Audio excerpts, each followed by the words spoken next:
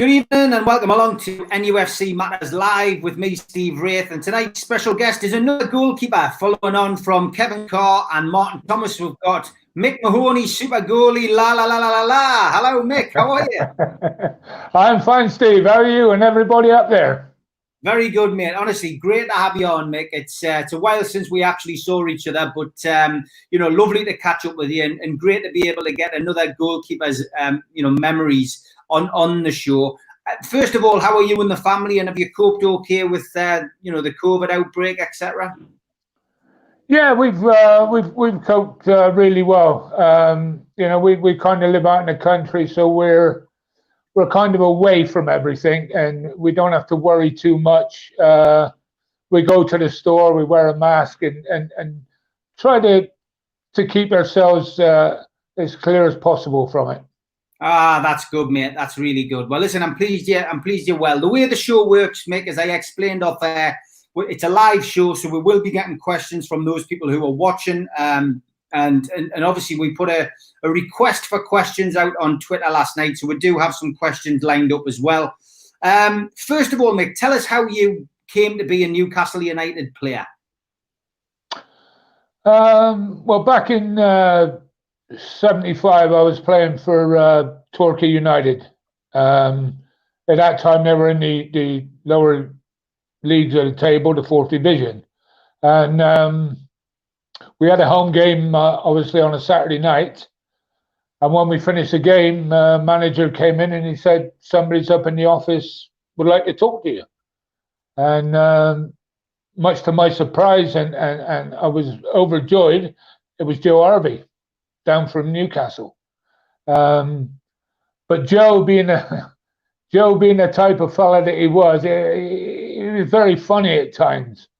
And I found out after, he did say to me, he said, if I'd have known how far Torquay was from Newcastle, I wouldn't have bothered to make the journey. But that's the type of guy he was. And obviously spoke to him and then arrived in Newcastle. How much were you signed for, Mike? 35,000, I think. Wow, 35,000. Yeah. I believe the club wanted a bit more than that, but I spoke to the manager by the name of Malcolm Musgrove. He was at Manchester United with Frank O'Farrell. And I told him that, I said, the fee that you want is a little too much. Let's cut it down. And he got it down to 35,000 for me. So that was good. So who was at the club when you arrived? Which players? When I arrived up there, obviously stayed in the Swallow Hotel, and Jeff Nolte and Tommy Craig had just been signed at that time as well. Glenn Keeley had been signed not too much before. Alan Kennedy, Irvin Natris, McDonald, Hibbett, Barraclough, all those type of players were there then. Yeah, really good team, and a team that was going to do well. You mentioned Joe Harvey and what he said that day when he drove down to Torquay. What was Joe Harvey like as a person? Obviously, he's well revered up here. He was the man who captained Newcastle to the FA Cup finals in the 1950s, and then subsequently won the Fairs Cup in '69, and then led us to 2 cup finals, of course, in the '70s, which we'll come to. What was he like as a person? I thought Joe, a little bit of a character, and a bit of a gentleman. He never really got involved with much of the coaching, but man management and actually signing players. I don't believe, and I spoke to a lot of people up there, he never, very, very rarely signed a bad player. Yeah. Was he a disciplinarian? Was he a thinking man's coach? What kind of manager was he? No, he wasn't a disciplinarian. At that time, the type of player that we had was the type of player that wanted to go out and play for him. And when you got a manager that you want to go out and play for, you don't get any disciplinary problems. And I think that was one of the big things with Joe, players wanting to go out and play for him. Yeah. You mentioned Super Mac was at the club at the time. We do a lot of work with Malcolm up here. What a player he was. And of course, Terry Hibbert as well on the wing. You know, he was supplying the ammunition for Super Mac to fire the bullets. That's right. Malcolm is and still is a very good friend of mine. And we got on very well as soon as I went up there. But you're right, with the likes of Terry Hibbert, Stuart Barraclough getting balls over, Tommy Craig when he came into the side. You had Herman Natras going forward, Alan Kennedy going forward. You know, we had a good side at that time. Yeah, it was fantastic. And of course it got to the cup final. That team in 1976. What was the cup run like for starters? What was it like to play in a cup running team? You know. Well, the run in itself was obviously tough, as all cup competitions are, because there's upsets every week in cup competitions. And I believe we finished up. I think we played Bolton 3 times, right, before we finally beat them at Leeds. Yeah, and then we had a semi-final against Tottenham, which was 2 cracking games against Tottenham. We got beat 3-1, 1-0 down there, and I think we won 3-1 at St James's Park. That's right. Yeah, and that's what got us through to the final. Yeah, and you know, that was, well, definitely the highlight. One of the highlights of my career was getting to the final, and obviously we were disappointed when we didn't win. Yeah, I mean, it's one of those, games when you watch it back. It's, as a Newcastle fan, you always watch it and hope that, the result's going to be different. It sounds stupid, but it was a tight game, Mick, in a lot of ways. It was, and it was one of those goals where probably it could have gone anywhere, but it went in the corner. And for the last 45, 50 years, I've been trying to stop it, and I still ain't stopped it yet.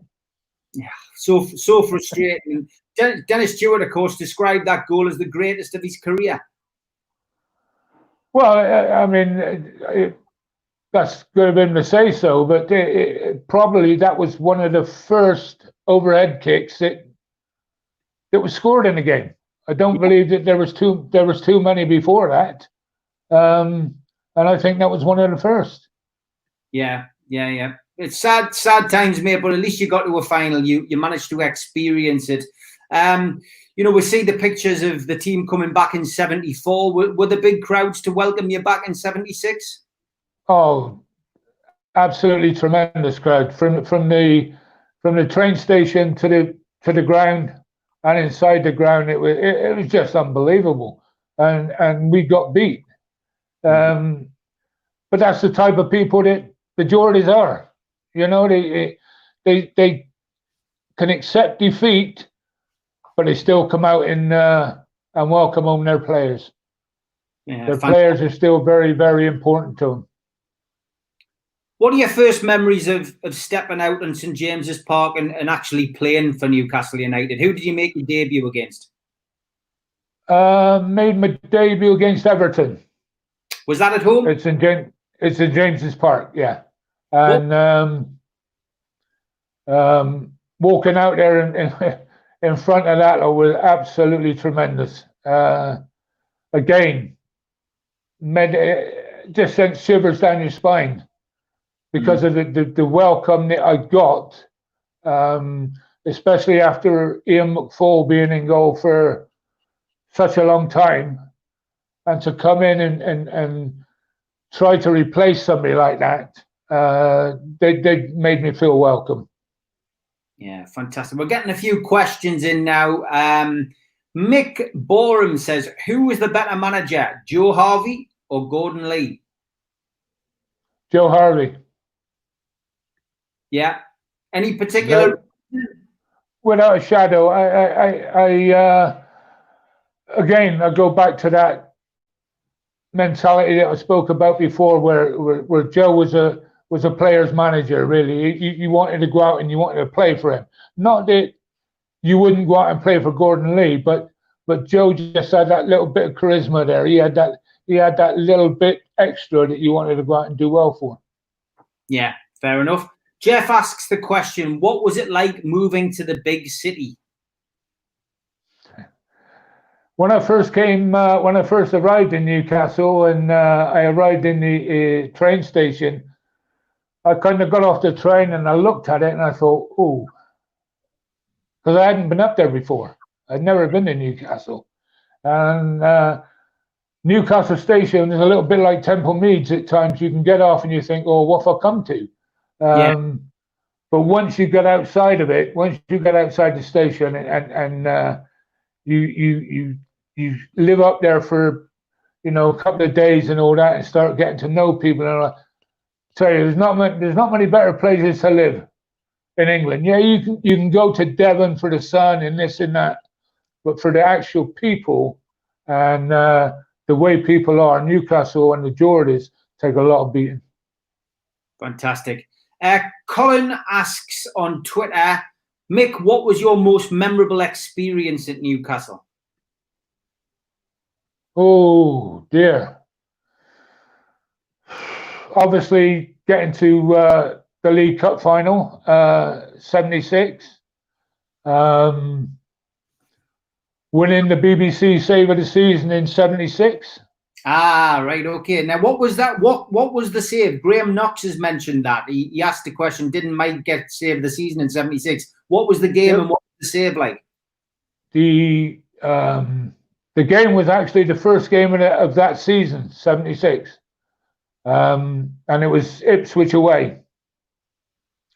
And it was one of those where a shot was taken going across the goal, and I went to go to my left, and it took a deflection, went back to the right, and I managed to get back and hold on to it. And it lasted all year. At the end of the season, lucky and fortunate for me, I got the vote. Ah, fantastic. Great stuff. And then obviously Player of the Year for Newcastle United, which is a big honour, and it's the thing I've still got now, the Wilkinson sword. Fantastic. Yeah, that's always presented at the Sport Newcastle dinner, isn't it? That's right. Yeah. And great memories. Great memories. Colin, I do have a lot of real good memories in Newcastle. I have a lot of good friends at Newcastle, and they're always in my heart. Colin also asks, he was asking about Gordon Lee as a manager. He says Supermac and Gordon Lee didn't get on. Was that noticeable within the team? I don't think it was just Supermac. I think there was a few players that didn't actually get on with Gordon Lee. I was kind of one of them in a sense, because when Gordon arrived, he went out and signed Roger Jones from Blackburn at the time. And Roger was the England under-21 goalkeeper. And obviously brought him there to replace me. And when I asked him about it before he signed him, he denied it, as all managers do. But a week later he comes in and he signed him. But unfortunately for Roger, he broke his wrist right before the season started. So I started the season and stayed there ever since. Brilliant, great story. What else have we got? Toon Tickler, he says, Mike is a great goalkeeper and a great bloke. I remember saying a prayer for you and your wife when you lost your daughter, which is obviously something which is very, a very special moment for this guy. He's obviously said that prayer for you, so he wanted to mention that, Mike. When I lost my son. Yes, okay. Yeah, my son. Yeah. That was a tough time, obviously. Yeah. But they said they keep saying that there's a reason for it. I've never found a reason for it after all these years. And we actually lost him in America when we were in America. That's right. And so it's been a long time now. Yeah, that's right. Well, thanks to Nicola for passing on his thoughts and his condolences and obviously saying a prayer at that particular moment. George McVeigh says, "Great goalkeeper. He was my favourite. Ask Mick, does he think that the gloves won't today make life easier for goalkeepers?" And the picture that we've used, Mike, to promote today's talking, you're standing there in all your glory in your kit and you've got no gloves on. No, and we never wore. Well, we did wear gloves when it was wet, but it was nothing like the gloves that they have today. Yeah, it was probably a pair of cotton gloves. Yeah, just ordinary gloves, and that was it. Peter Bonetti did come out with a pair of gloves that were very, very thin. And I wore those when it was wet for a little bit, but it didn't last too long. These gloves that they wear today, I don't know. I've never, obviously I've never played with them. Never, although I did in America in the indoor. We did wear gloves in the indoor over there. Yeah. And it's difficult. I still like the old way. I still like to feel the ball with your hands. You know what I mean? And not with gloves. But obviously today, and the ball and the coating that they have on the ball, then obviously it's beneficial to wear gloves in order to stop the ball from slipping. Yeah. Martin in Belfast, he says, he has a question. He says, if you had your time again as a professional, what would you do differently?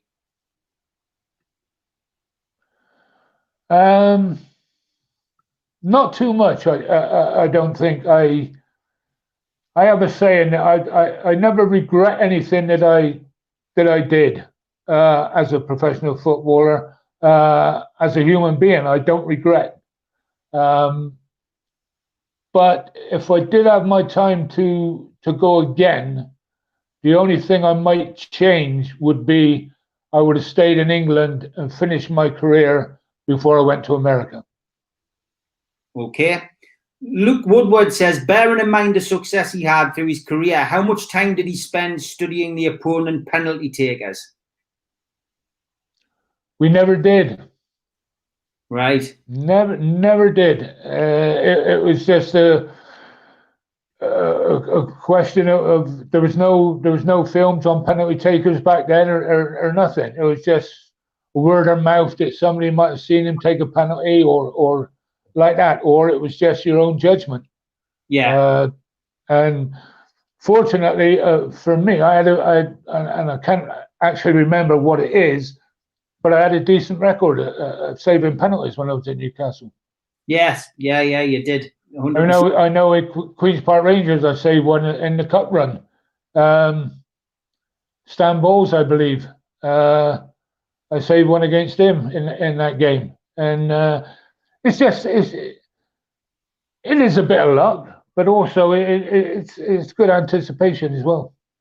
Yeah, fantastic. Mick says Lee dismantled a good squad and brought in players from Division 3. Was he compelled to downsize the squad by the board to cut costs? Was that the case? Do you think the board were, looking after the family silver, Mick?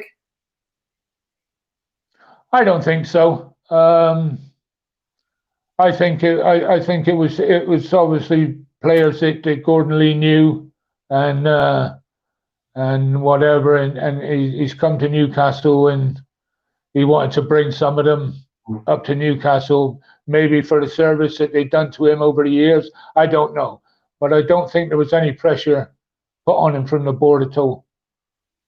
He also asks, how bad was the player power and discord in the dressing room in '77? I think probably it was made a lot more than what it was. Although, I mean, we had two types really. One was over the sponsorship of the kit, where Alan Kennedy, I believe, and Irvin Nattrass was our spokespeople for at that time to get a percentage of the money, of the sponsorship money, which I did believe at the time that players deserved a little bit of that. And then you also had the other part of the player power where Jeff Nolte, Alan Gowling, and players like that wanted Richard Denness to take over from Gordon Lee. Yeah. And I think that side of it was wrong. Yeah. That side of it was wrong. I don't think we should have had any say whatsoever who was going to be manager at that time. Okay. NLR says, you will always be Big Mick to us, but did you change to Mike in the USA?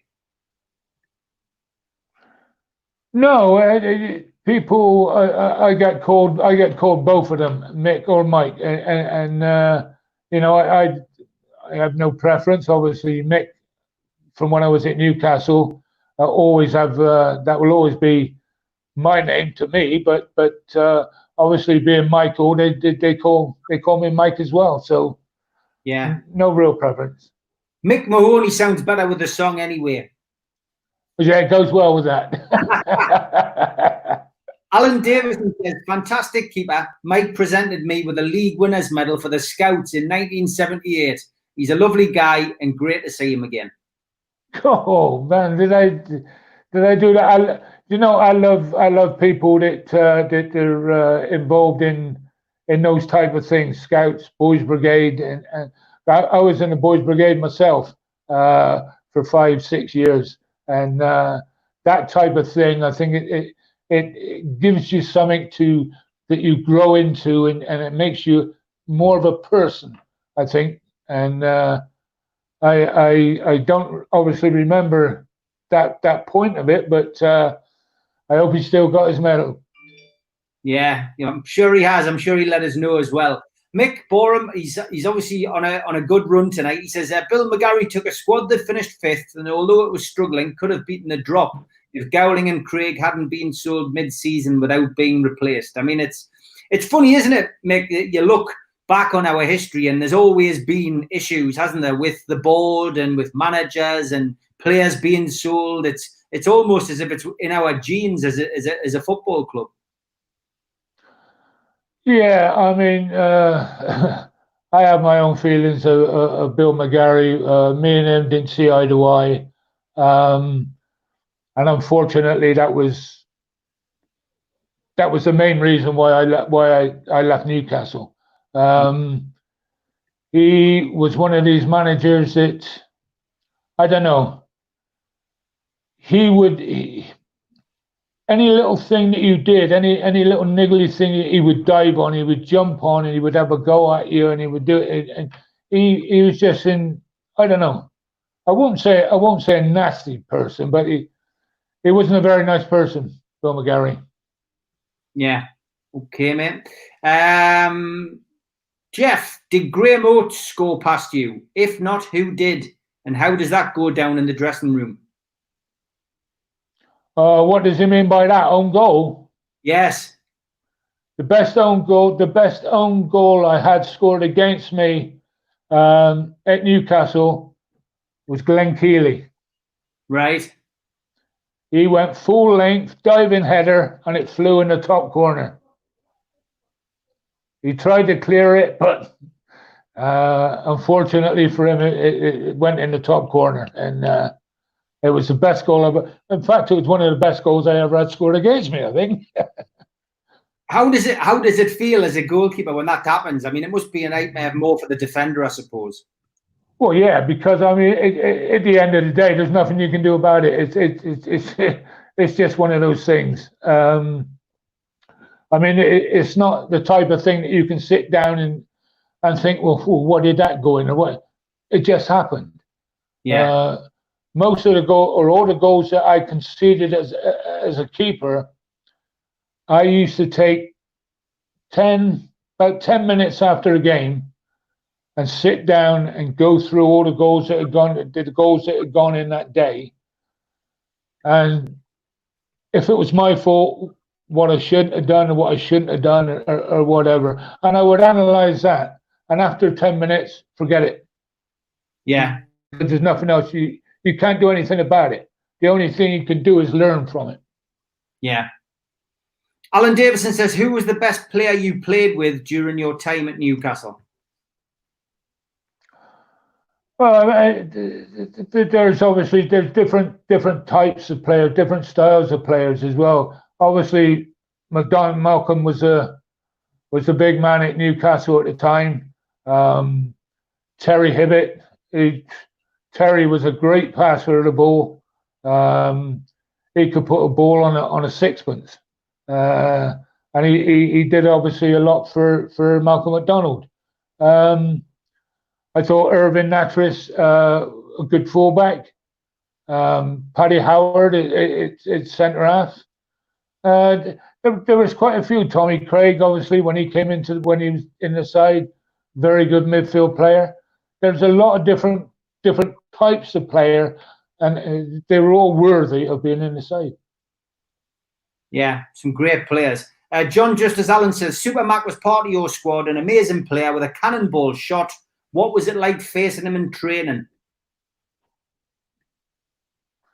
Well, try to get out of the way of him sometimes because obviously you didn't want to do anything stupid in training, like catching a ball wrong. And I know when Roger Jones came, as I told you, from Blackburn, he was in a shooting practice, and that's how he broke his wrist.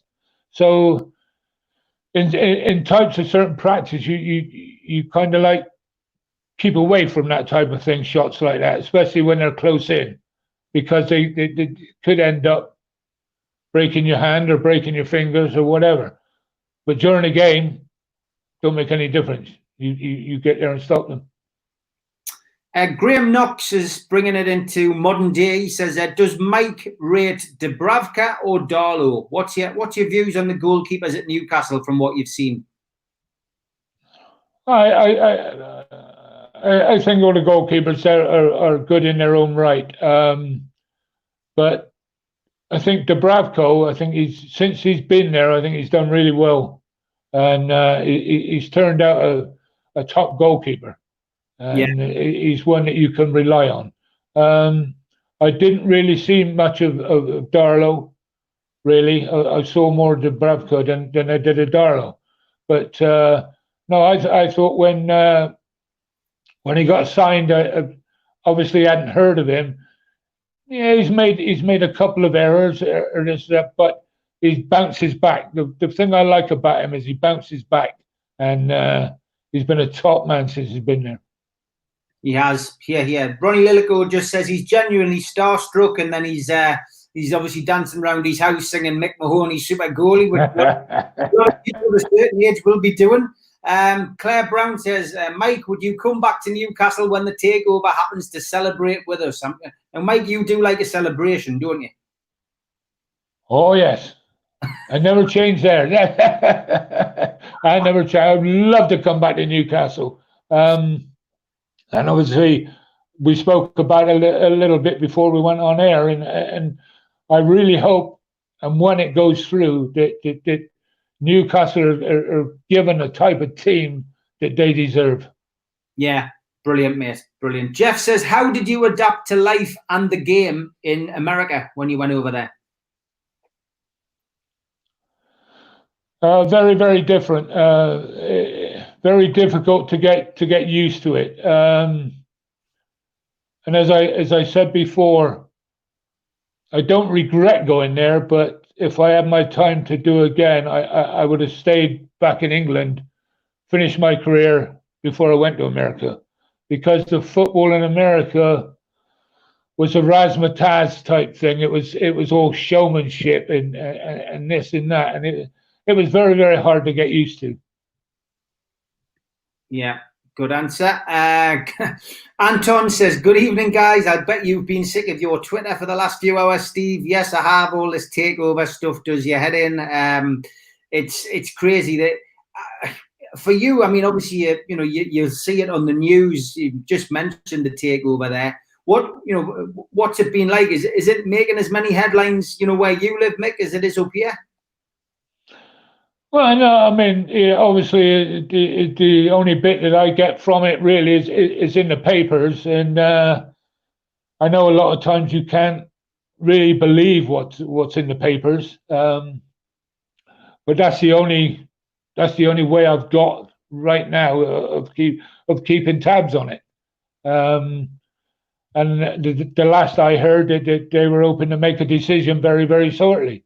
So hopefully that decision is going to be made, and Newcastle can get on with what they should be doing. Fingers crossed. Malcolm Taylor says, Mike Mahoney, super goalie, singing as well. Fantastic memories. Lovely to see you, mate. Ronnie Lillico said, yes, he expected you to say Glenn Keely with regards to an own goal. And he says, Keely scored a diving header own goal for Blackburn at St James's Park that he remembers as well. So obviously an own goal specialist, Glenn Keely. Darryl Peel singing in his house as well. He just says Mick Mahoney, super goalie, la la la la la. We've got an update on Alan Davison's medal that he won. Yes, it's safely packed away in the loft, he says. So we can stop worrying about that, Mick. Mick Borham's come up with another good question. He says, how good were Ray Hudson and Nigel Walker? I thought Ray Hudson was a very good player. I thought he's only a young lad.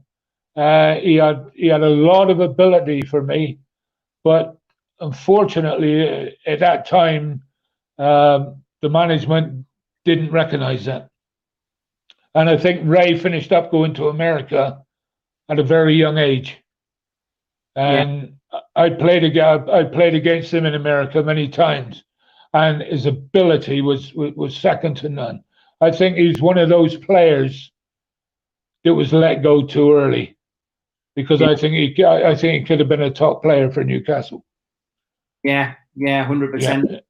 Yeah, and Nigel was a good young player as well. And the problem is, back then, coaches didn't seem to want to put young players into the side and give them a run, and that's what's needed today. They'll put young players in and let them have a run, but back then they didn't. And Ray did a tremendous job in America, and he forged out a good career. Ronnie Lillico says, Mike, where did you live and where did you frequent in Newcastle when you were up here? I lived across the bridge in Wickham. We bought a 2-bedroom bungalow over there, and we obviously had many happy memories there. A lot of times after a game or whatever with my wife, we'd go and visit the working men's clubs. Yeah.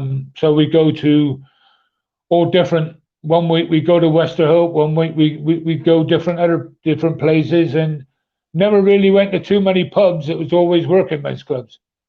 Yeah. You just go to home side in Dunstan. Yeah. Yeah, went there. Yeah. And the cloud. I don't know. I just love the atmosphere in the working men's clubs. It was great, and you used to get some good groups, some good acts on there, and all that. It was very, very good. Yeah, good. Did you play the bingo, Mick? No, I didn't. I didn't play the bingo. No. Jeff says, what aspect of the modern game do you enjoy watching, and what do you watch?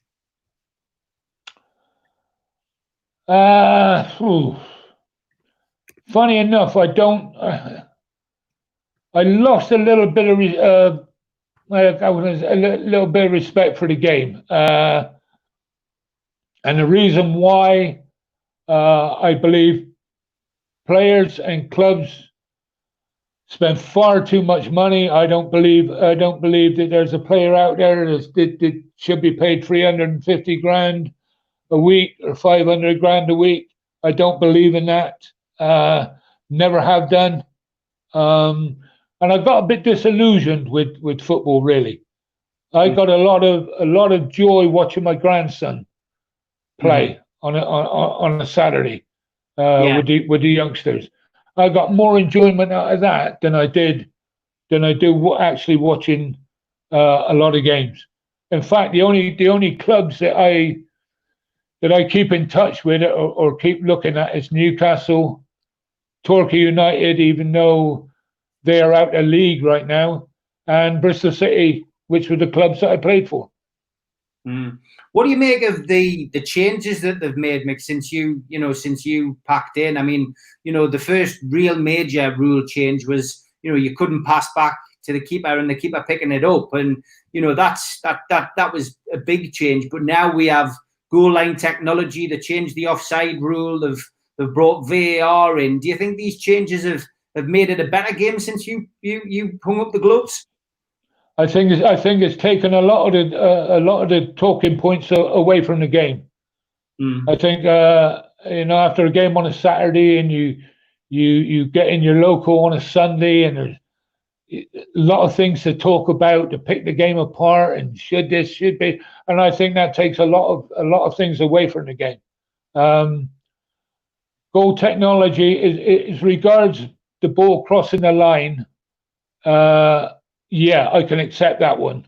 But to change all the offside rules and all this, passing back to the goalkeeper and can't pick it up, yeah, I think that was a good one because it stops wasting time.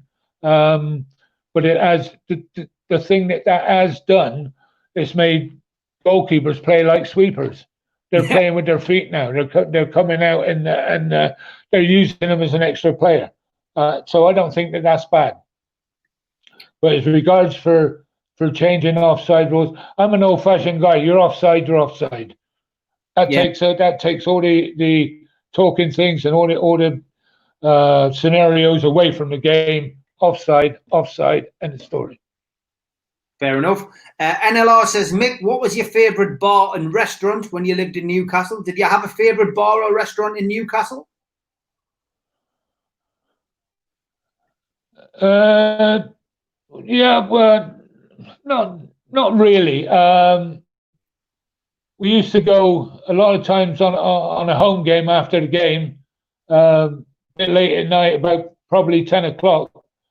There used to be down at the market an Indian restaurant called the Bangladesh. Right. And we used to go down there, probably about 3 or 4 players and their wives. We used to go down there for an Indian and a good meal before we went home. But most other places were, if I went out for a drink or whatever, it would just be to a working man's club or the main pub up at Wickham.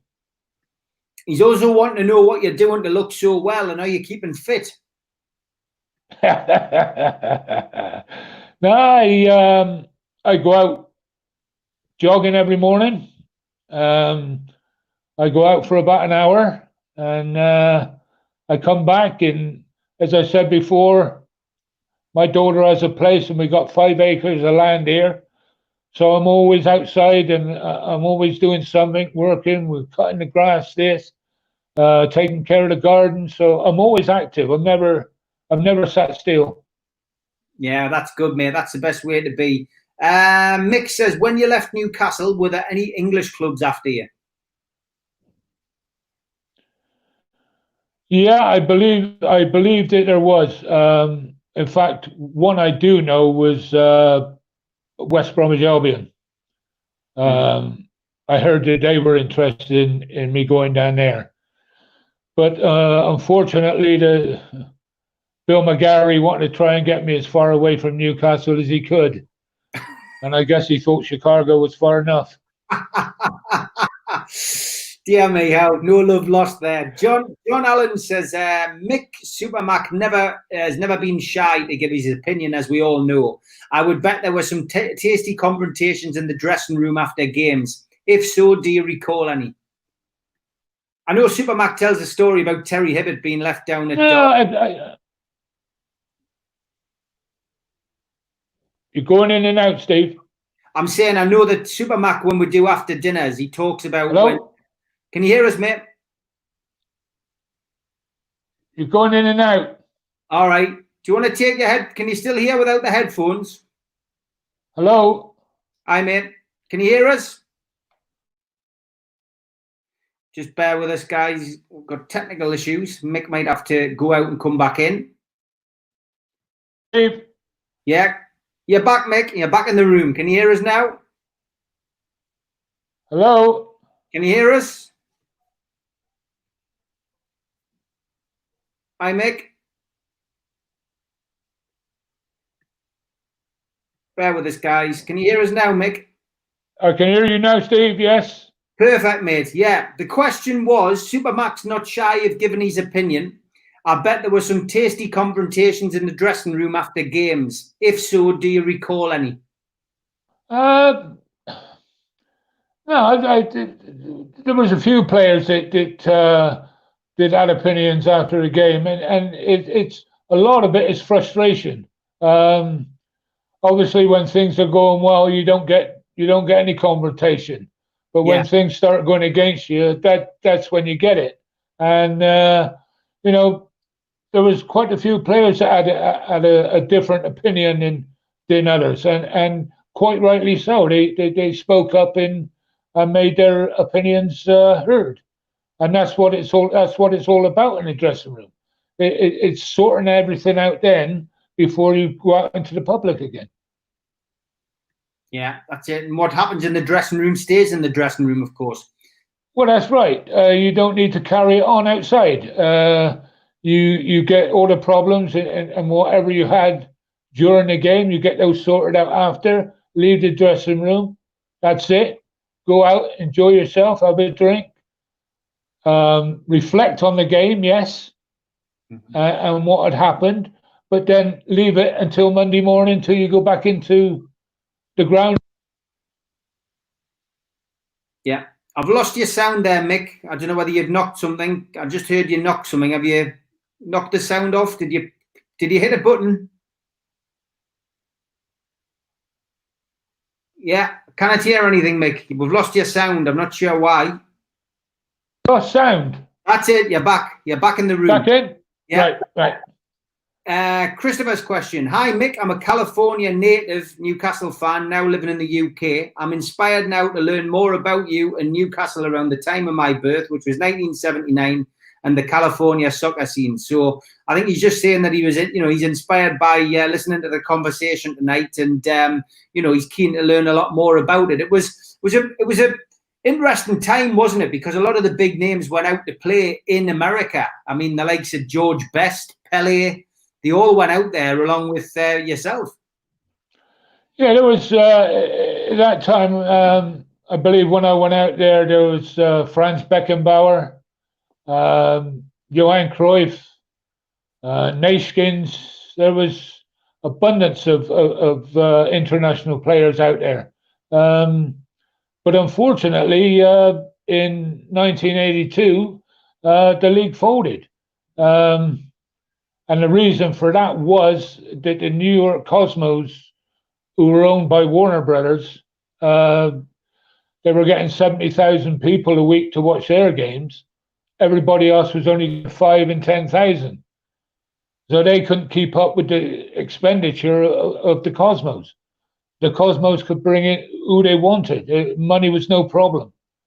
But unfortunately, the rest of the clubs suffered, and that was the end of the football. Or soccer, as they call it. Soccer, yeah, they love calling it. We always get this question. Ronnie Lillico is wanting to know, have you still got any NUFC memorabilia? I mean, Martin Thomas, when he was on last night, was asked the question. He emailed us later on with a collection of tops, which he still has. They're all on mannequins. He's got his top from the promotion season in 83, 84. He's got a green old top from a couple of seasons later in the old First Division. Is there anything that you kept a hold of, apart from your trophy, of course, from your 1976 save of the season? Yeah, I have that. I have my Player of the Year sword from 76 as well. I still have the scarves and the hat that was put on when we walked up the stairs at Wembley. to receive our medals, and supporters put scarves around you and hats on you. I've still got that up in the loft. Still got my Wembley tracksuit and all my Wembley stuff. Yeah, I've still got that. Yeah, amazing. Does it still fit, Mick? That's another story, Steve. Yeah, I mean, you know, it's great just to look back on those days, and you know, as a Newcastle goalkeeper, what was the favourite game to play in? Was there a game that stands out as, you know, not necessarily a game where you maybe played a, you know, you played a great game and you had a great save? Was there one that you were pleased to be involved in, one you came off the pitch and were proud to be part of a team performance? I think the two games against Tottenham in the leading up to the cup final. I think the two games against Tottenham was they were pretty special, and they were good games. The game down at White Hart Lane, especially when we got beat 1-0, but it was a tremendous game to play in, both sides. And obviously the second one, when we did come back and win it 3-1. That was also special. So those two games will probably always stand out in my mind. Great stuff. Graham Kibble says, wow, last time I saw Mike, he had blonde curly hair and the save for Newcastle United against West Ham in the Central League in the 70s. How are you, the lad? Yeah, it's a different colour now. It's it's getting a rather lighter shade of blonde. It's called grey. Brandon Weir is very kind. He says, top man, Steve, very knowledgeable in all the content you produce. Keep up the good work, pal. Thank you very much for that, mate. Nice to get that kind of comment. John says, did Mick get to play against Pelé during his time in the States? No, Pelé had just retired before I went out there. I think he might have retired the year before I went out. But I played against, obviously, all the rest, Johan Cruyff, Beckenbauer, Neeskens. Played against all those, Rodney Marsh, George Best, and who were also out there at that time. Yeah. Graham Knox wants to know if you keep in touch with any of the players. You mentioned earlier, didn't you? You keep in touch with Malcolm. Is there anybody else who you keep in touch with? No, there's not, unfortunately, because when I went to America, I only originally went for 2 years, and I ended up spending 22 years over there. So you obviously lose contact with a lot of people, and it's difficult when you come back to try and get back involved in all that type of thing. So no, the answer to that, unfortunately, is no. It's good though, we got you up for the Goalkeepers reunion a few years back, and it was nice for you to catch up with a few of the lads then, which was great. Ronnie Lillico wants to see a photograph of your tracksuit, etc. So you'll have to send us a photograph of it on there by email, Mick, and I'll stick it up on Twitter for people to see. Stick pictures up. Yeah, I'll have to fish that one out. That one's up in the loft with all the rest of the stuff. It's and I'll try and see if it still fits while I'm at it. Christopher says there's a great ESPN documentary about North American Soccer League, but they focus more on Cosmo and East Coast teams. So obviously there is a lot of people look out for that. And he also says soccer is an old Oxford term meaning association football. They're called rugby football rugger. So can't blame Americans for adopting an English term. Brilliant. Brilliant. I love it. Go on. Go on. I was going to say the question we always get when we've had the goalkeepers on as well is coming from Jeff. Are you still in the goalkeepers union? Always be in the goalkeepers union. Yeah. Always. Never felt. Even though I never started out as a goalkeeper, but that's how things ended up. Yeah. Mick says, did the Newcastle players who went to the States in 1978 keep in touch over there? Oates, Hudson and Cannell. Yeah, Paul, obviously, I spoke to him a lot because he went to America a bit before I did. And when he come back, I spoke to him about different things. And Ray, obviously, when I went over with him, I kept in touch with him, and Graham Oates as well. Good stuff. Mick also says, have you read Paul Cannell's book? No, I haven't. I haven't. The title is exactly what you would expect. Have you heard the title? No. It's called Fucking Hell, It's Paul Cannell. That don't surprise me. That don't surprise me any. Last time I was up there, I think somebody mentioned about his book, but I haven't read it yet. Well, it's available in the back page in Newcastle, so I'll have a word with Mick when I next get across there. I'll see if I can get you one, mate. I'm sure you'll be in it. Fungo, he says, it's been great crack, but I've got to get my History of the Toon Army DVD out to see what this one's all about. He's obviously a younger supporter. Ronnie says, Mick, did you have any boot sponsorships? No, not really. We just wore what the club had, Adidas, and that was basically it. Yeah. I never had any equipment sponsorship until I went to America, and then we had Nike. Yeah. Okay. Jeff says, which ground did you most dislike playing at, or was there a set of supporters who you didn't like playing in front of? Oh, many years ago, before obviously I went to Newcastle, I played at the old Den at Millwall, and that is not a good place to go and play. The supporters there are unbelievable. They throw things at you. And obviously the Bohemians up in Ireland, when we played up in Ireland, and that was when I had a bottle thrown at me and split my head at the back, and Mickey Burns had a house brick thrown at him, and those type of players weren't very nice to go.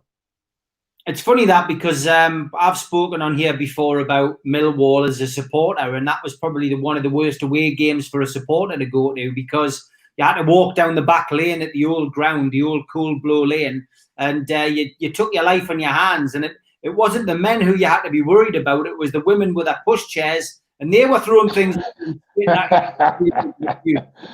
Yeah, it's not the friendliest place to go.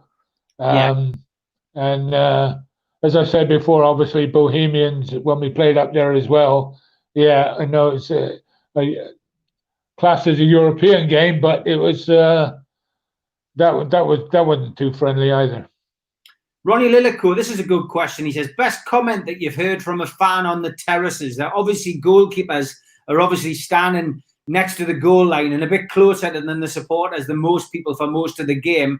Has there ever been a witty comment from the stands that from the terraces that you've heard? Well, I did have one lady that was stood behind me. I can't remember what game it was, and she said she shouted in goalkeeper. I turned around. I said, yeah. She said, do you mind getting out of the way?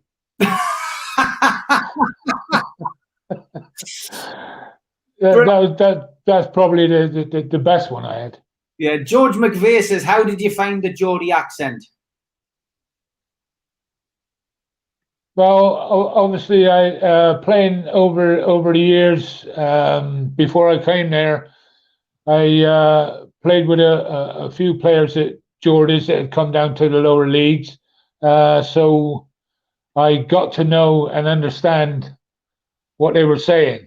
But my wife, when I first came to Newcastle, I know we went to a working man's club, and they had a comedian on up there. There used to be an old guy many years ago, one of the best comedians in Newcastle, and I can't remember his name right now. Right. But Bobby Thompson. Pardon? Wasn't the little waster, was it Bobby Thompson? Yeah, that's him. And he'd tell a joke and everybody would be laughing their head off. And my wife would be sat there. And then she turned to me and she'd say, what did he say? So I would translate to her what he said. When everybody else stopped laughing, she started to laugh. So she found it very, very difficult to pick up the Geordie accent.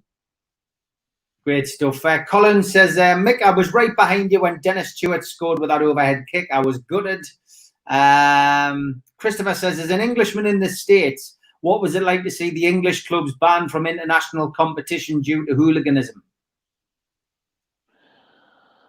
Well, it's never very nice to get English clubs banned through hooliganism. I mean, it's not a lot of players. It's not everybody that does it. It's just a minority of people that got nothing else to do but just go and cause trouble and this and that. And it's unfortunate, but what else can you do? I mean, it's the only way that they can try and prevent it is to make the club suffer.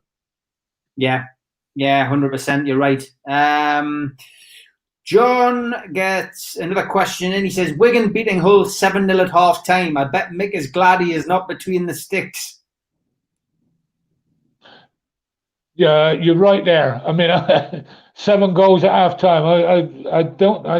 I don't think even when I played at school that I was at 7 goals at half time. But these things do happen, and they're Hull are struggling badly. They've had some poor results over the last few weeks. Wigan, they're in a little bit of turmoil. They don't know whether they're going to carry on or whether they're going, but it's good for them. Yeah. Obviously, you've watched a little bit of Newcastle these days, Mick. What have you made of the season and the job that Steve Bruce has done? Well, to be perfectly honest, I think he's actually done a good job. I think he's done very well. A lot of people, when he took over, they didn't think he was the right man for the job. But it depends on what you mean by right man for the job. He was okay. I think he's okay right now taking Newcastle, but I think if there's an influx of money into the club, and there's going to be a lot of money spent, I think you've got to have a manager with a bit more experience, a proven manager of winning things. And that's not taking anything away from Steve. He's had a good career as a manager, but he's never really won anything as a manager. And I think when you're looking at the type of money that they're talking about being invested in Newcastle and the type of player that they want to bring in, then I think you've got to have one of those managers that can cope with that type of expenditure. Bella Rella says, top man, Mick, great servant for the club. Thanks for getting him on. No problem.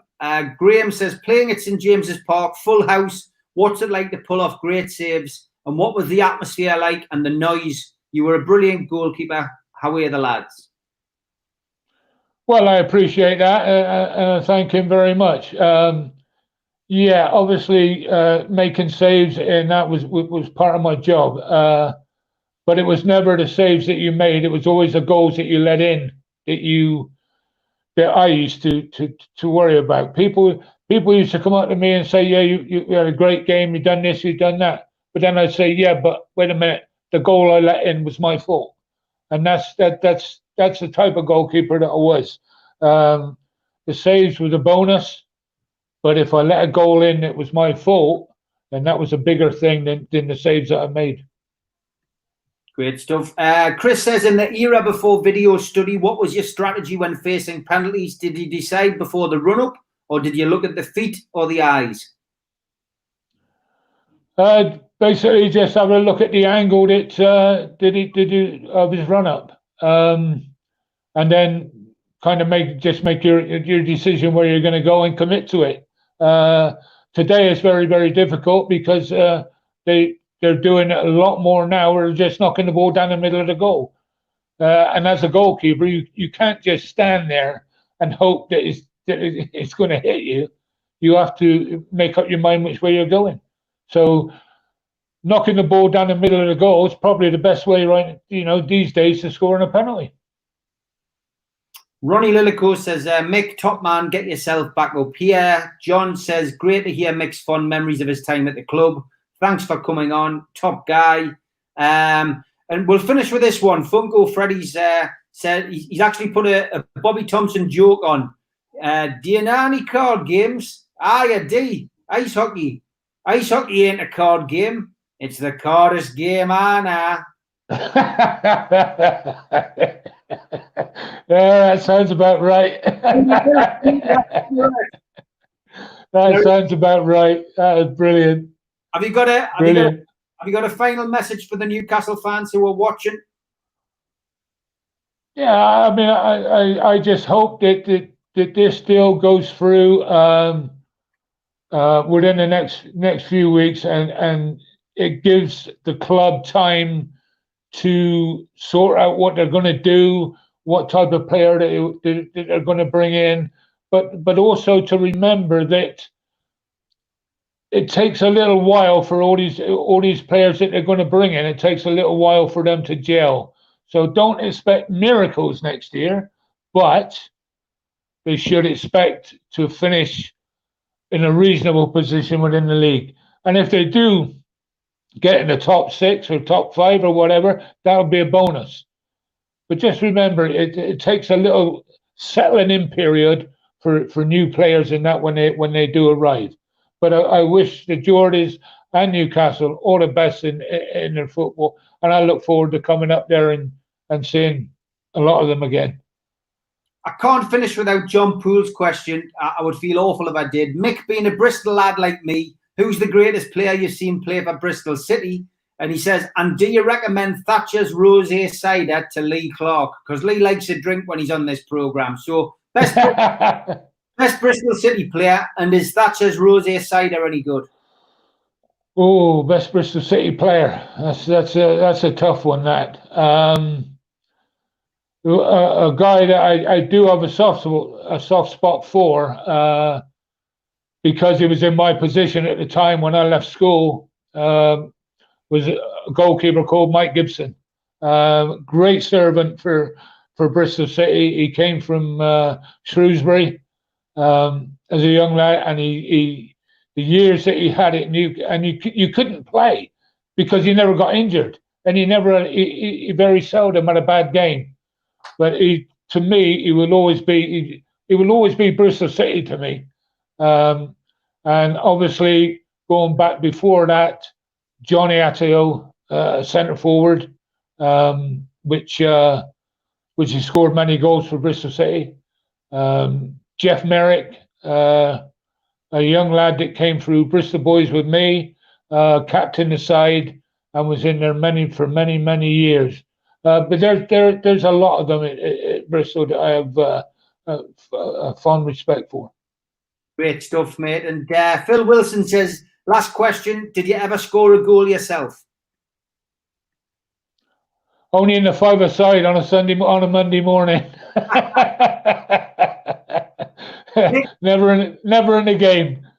Mick, as always, an absolute pleasure to talk to you. Thank you very much for giving up your time. Love to the family, and please stay safe, mate. And hope to see you back at St James's Park very soon when COVID allows.